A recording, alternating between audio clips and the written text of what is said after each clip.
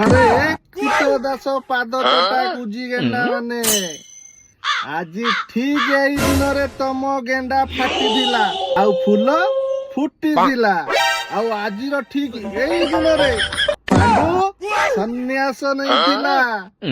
କଣ କୁଜି ଗେଣ୍ଡା ମାନେ ତମେ ତ ବଡ ଛଟପଟ ହେଇ କହୁଥିଲ କି ବିଜେପି ସରକାର 6 ମାସରେ ଭୁଷୁଡି ପଡିବ।